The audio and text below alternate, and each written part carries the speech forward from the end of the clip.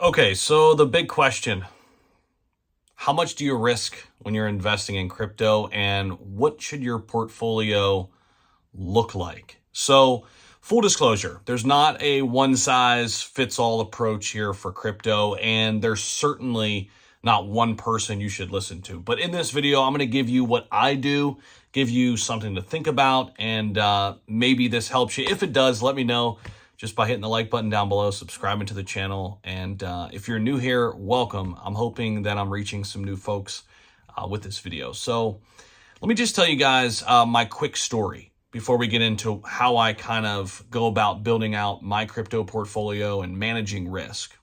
So I decided to really start getting interested in investing. First, it was stocks in 2020. Now, full disclosure, I'm 33. So it's never too late. I didn't do any investing in my 20s. I didn't have anything. I didn't have a pot to piss in, as they say. I was just kind of scrambling, muddling through life, working jobs I hated. At one point in my mid-20s, I didn't even have a car. So you can do it, okay? That's all I'm trying to say. I'm not trying to sit here and say, oh my gosh, my story is the greatest story, whatever. Everybody has been in tough situations, and a lot of people have been in even harder situations than I have been in. I'm just trying to give you a perspective, right?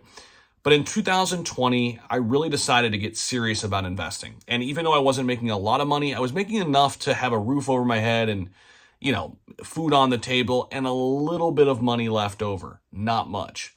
So I decided to take pretty much all of that little money left over and invest it in the entire year of 2020. I came up with $7,000. That's what I came up with after all my bills were paid and everything was done, right? And I started to really look into cryptocurrency. And I'm not going to lie, I started with Shiba Inu. That was one of my first breakthrough cryptos. And I am so lucky that I did pretty well on that investment.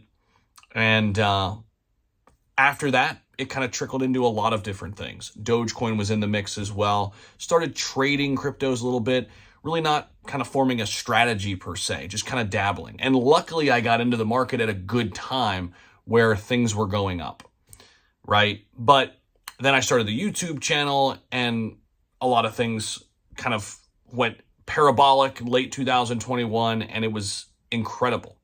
But as I've had time to kind of sit back and assess and learn over these past 3 years that I've really been in it, 2021, 2022, and now all of 2023 to this point, so 2.5 years, that I've really been in the markets, in crypto heavily every single day.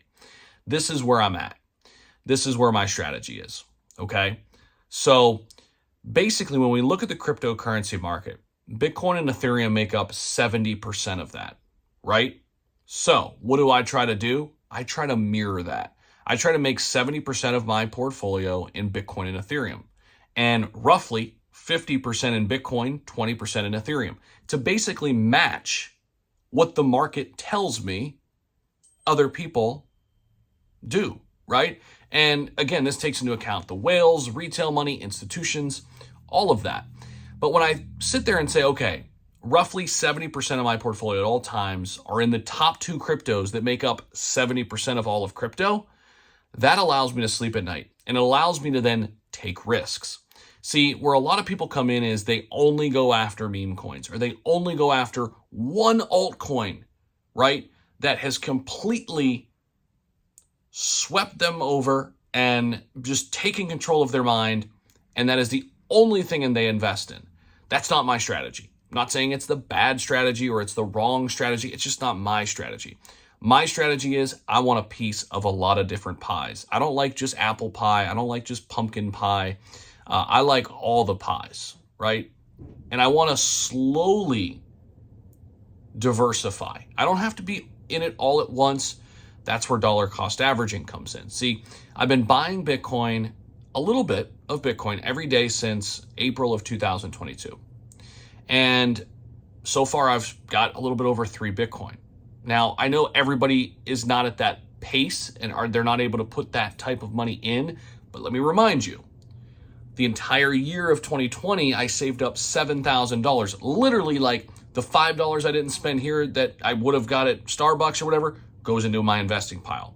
The $100 I would have spent if I would have went out that night goes into my investing pile. That's how I played it. So you have to start somewhere.